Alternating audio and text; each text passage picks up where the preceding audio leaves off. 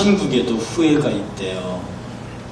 천국에는 후회가 참 많은데 지옥에는 후회가 하나밖에 없대요. 천국의 후회는 뭐냐면 좀 더 열심히 할 걸, 좀 더 열심히 전도할 걸, 좀 더 열심히 충성할 걸, 좀 더 많이 하나님께 드릴 걸, 그래서 껄껄 그러신대요. 그런데 지옥 가면 껄이 하나밖에 없대요. 예수 믿을 걸, 예수 믿을 걸. 그런데 그 후회가 천당과 지옥에 있는 게 아니라 지금 우리에게도 있다는 거죠. 아니 어쩌면 우리들의 삶 자체가 후회의 연속인지 모릅니다. 생은 자체가 결정이에요. 우리 인생은 생을 후회를 결정을 후회하면서 삽니다. 내가 이 직업을 택하지 말걸, 내가 이 사람을 만나지 말걸, 내가 이 사람과 결혼하지 말걸, 내가 이 일을 시작하지 말걸. 이런저런 정말 그것이 잘못된 결정이었다. 그래서 세월이 올라와서 나이가 들면 들수록 껄껄하는 이야기들이 더 많다는 거죠. 그래서 후회스러우니까 요새 어른들이 부르는 노래가 있습니다. 너 늙어봤냐? 나 젊어봤다. 내가 젊어서 했던 모든 것들이 너희들이 지금 그렇게 자신만만하게 하고 있지만 끝에 와서는 껄껄한다는 거죠. 내가 얼마나 많은 것을 후회하고 있느냐. 그러니 너희들 늙어보지 않은 젊은이들이 함부로 인생을 말하지 마라. 너 늙어봤냐? 나 젊어봤다. 이 말이 우리에게 얼마나 인생을 말년에 결산할 적에 많은 후회를 남기는지 모릅니다. 정초입니다. 지금 아마 미할이 조금 미어질걸요. 아마 여러분이 거의 인터넷상에서, 여러분은 아니겠지만 많은 사람들이 신년 운세를 검색했을 겁니다. 이렇게 과학 발전한 대명천지 속에 왜 사람들은 하찮은 점쟁이들을 찾고 점쟁이는 고사하고 인터넷상에서 사주팔자 관성을 보고 있느냐는 겁니다. 후회하지 않도록 위해서 하는 건데요. 올 한 해가 후회되지 않도록 살기 위해서 그렇게 하는 것인데 그게 맞습니까? 여전히 우리가 한 해를 지나고 나면 지난 한 해를 후회하고요. 다시 후회할 한 해를 살고 있는데 우리가 바라기는 어느 한순간만이라도 좋은 결정을 할 수 있도록, 그 일이 끝에 가서 껄껄하지 않도록 그렇게 우리의 생애를 한순간 한순간 매듭지어 가면서 한 해를 만들고 평생을 만들어서 훗날에 하나님 앞에 갔을 때 껄껄하는 일이 참 적었으면 좋겠습니다. 우리의 삶이 후회 없는 삶이 되도록 되기 위해서 얼마나 치열하게 살아야 하느냐. 후회 없는 삶을 살기 위해서 우리에게 필연적인 것이 하나님의 인도하심입니다. 하나님이 나를 인도하신다는 것. 어느 여행을 가도 매일 가이드 잘 만나면 그 여행은 즐겁습니다.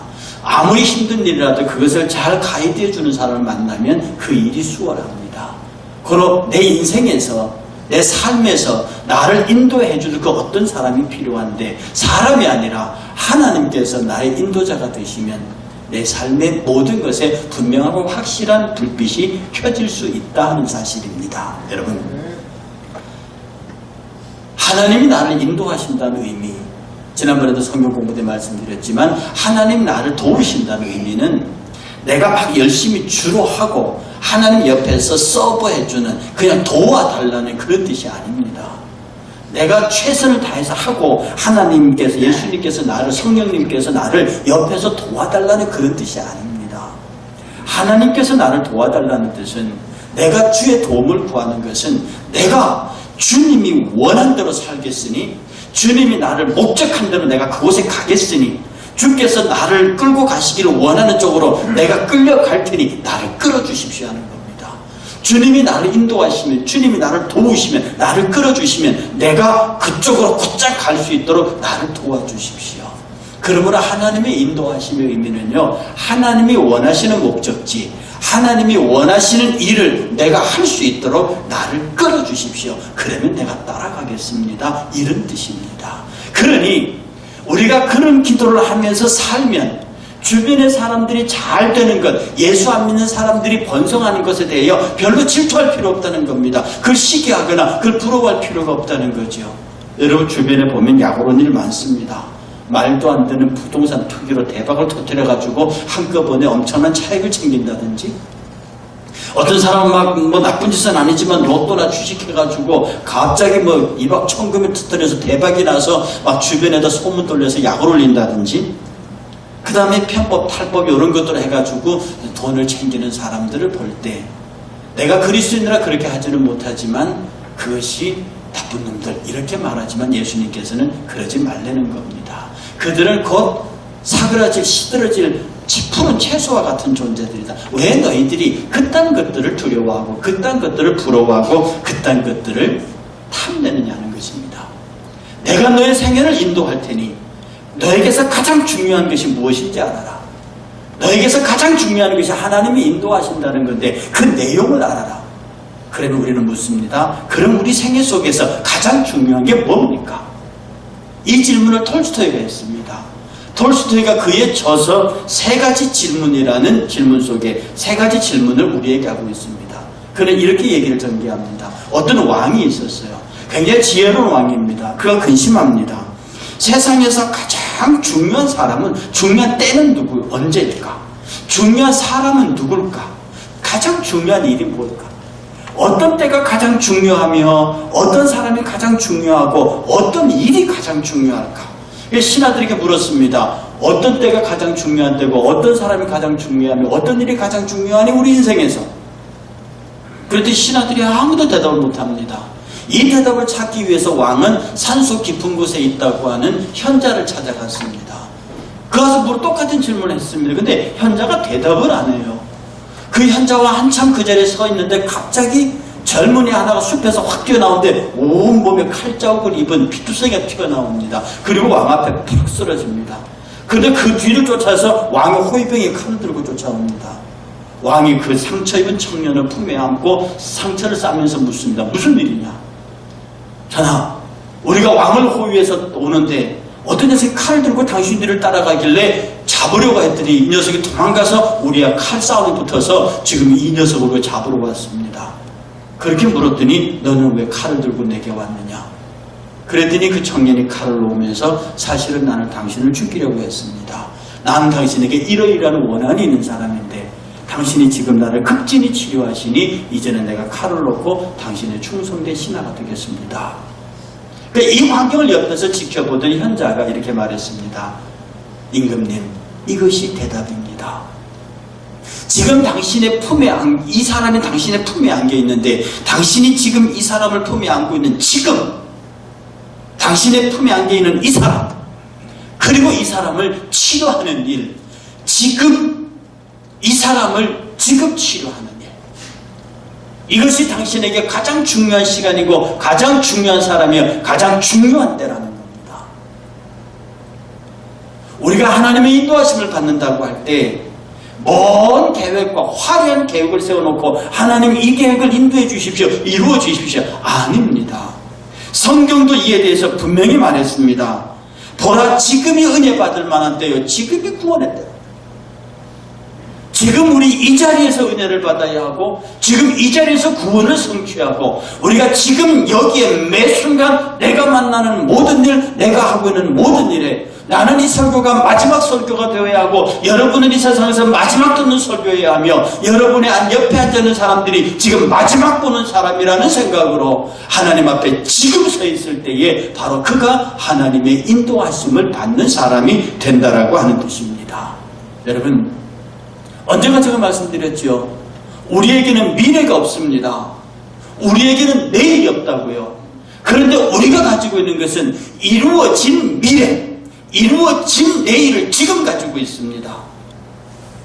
여러분의 나이가 얼마입니까? 제가 만나 60입니다. 지금 나의 이 모습은 언제부터 있었습니까? 내가 우리 어머니 태 딱 떨어지는 그때부터 60세 나의 모습은 이런 모습이었습니다. 50대 나의 모습은 10살 때 있던 모습이고 10살 때 나는 40대의 나를 이미 내가 있는 그 존재 안에 내 평생이 다 들어가 있습니다. 여러분의 생애가 여러분의 의도대로 가든가요? 여러분의 생애가 여러분의 계획대로 가든가요? 여러분의 계획과 여러분의 플랜, 여러분의 생각대로 여러분의 인생이 움직이던가요? 우리는 살면서 계속했던 것이 후회입니다. 이렇게 할 걸, 저렇게 할 걸, 껄껄껄. 수많은 결정을 했습니다. 수많은 결단을 했습니다. 어떤 경우는 그 결단을 위해서 밤을 새기도 했습니다. 몸부림치기도 했습니다.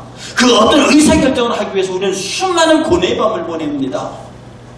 그러나 그 선택이 나중에서 나를 힘들게 한다고요. 세상의 어느 인생도 내가 어렸을 때 꿈꾸었던 그 꿈과 똑같이 내 인생이 성취됐다고 말하는 사람이 별로 없습니다.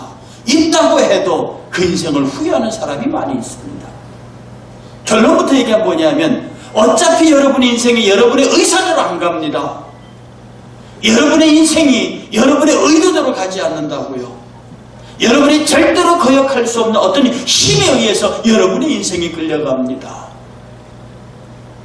그러니 우리는 매 순간 하나님 앞에 하나님의 인도하심을 받는 사람의 태도는 지금 여기에서 내가 만나는 사람과 내가 하는 일을 가장 소중히 여기면서 그 이외의 일들로 인하여 분노하거나 나 이외에 다른 사람들에게서 일어나던 형통이나 실패를 보고 슬퍼할 이유도 분노할 이유도 기뻐할 이유도 없이 오직 내 생애를 그대로 끌고 가시는 그 하나님 앞에 오직 내 자신을 있는 그대로 드러내는 열정만이 우리 하나님의 인도하심을 전적으로 기대하고 바라보고 따라갈 수 있는 힘의 원동력이 된다는 사실입니다. 이런 사람에게 이루어진 미래가 있습니다. 이런 사람에게 이루어진 내일이 있습니다. 이런 사람에게는 내일에 대한 자신감이 있습니다.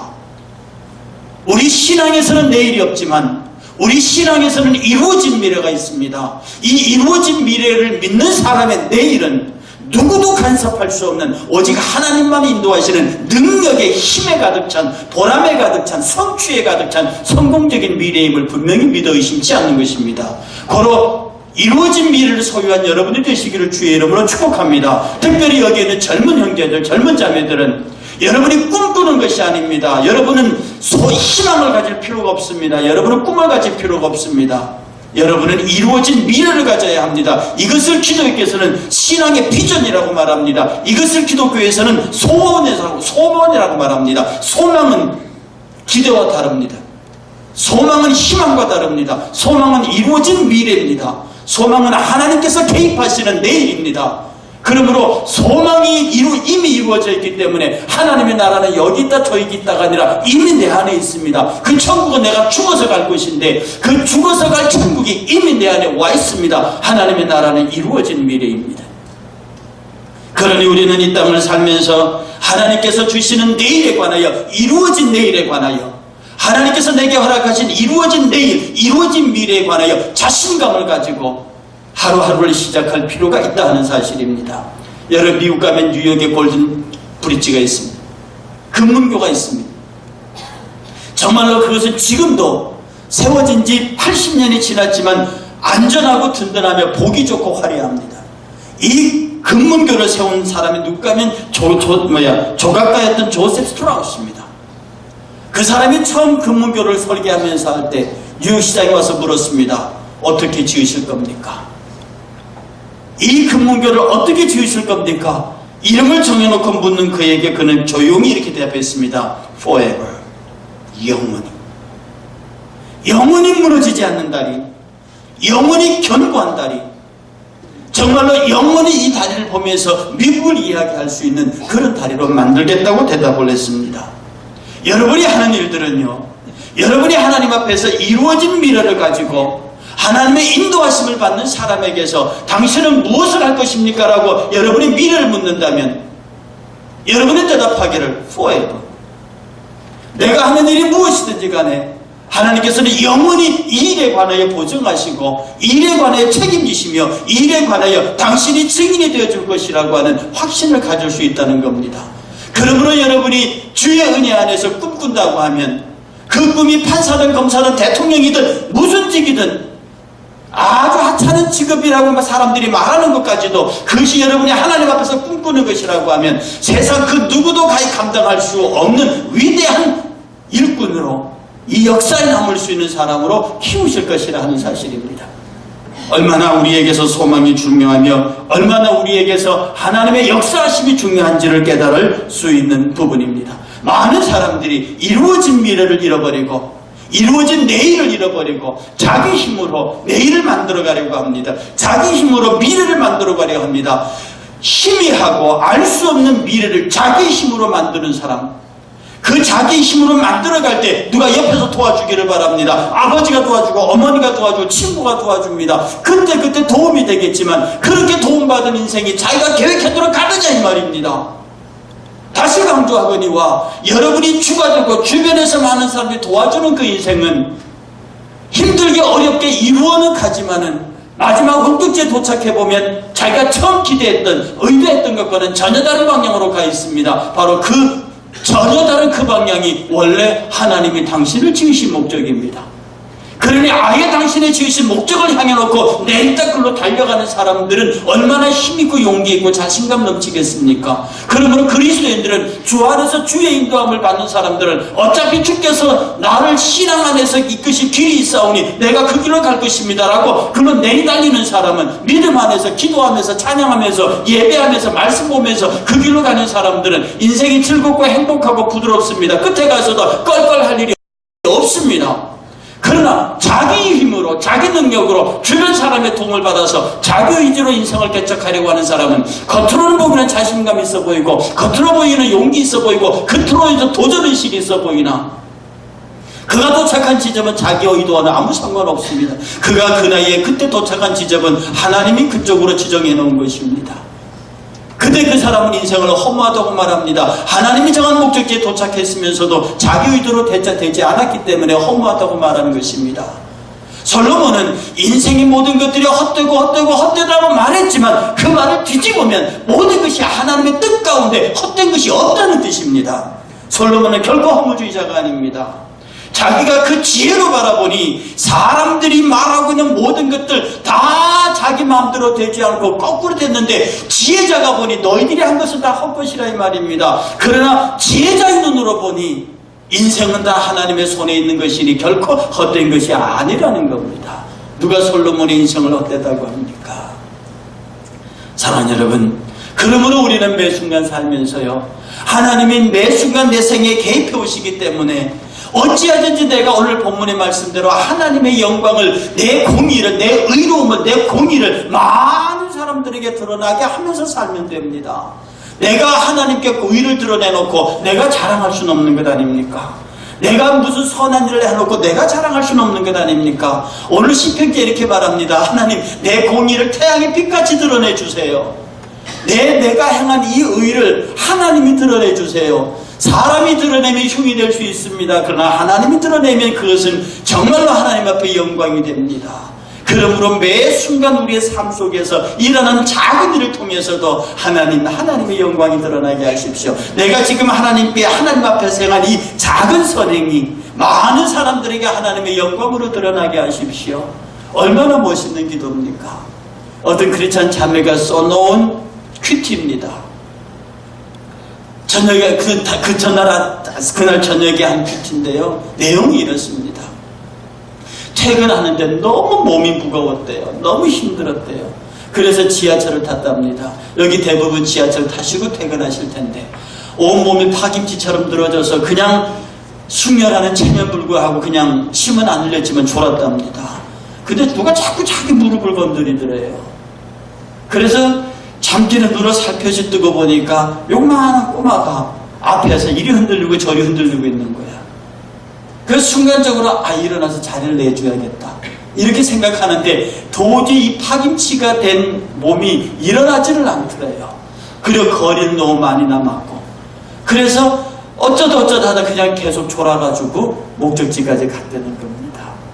그리고 돌아와서 큐티를 하기 위해서 그 큐티를 열었는데 그 큐티의 내용이 뭐냐면 나의 착한 행실을 통하여 하나님께 영광을 라고 하는 큐티 책을 딱 넘기려 거기에 나오는 거예요. 나의 작은 행실을 통하여 하나님께 영광을 이라고 큐티 쓰다 보니까 어제 그 일이 생각나는 거야.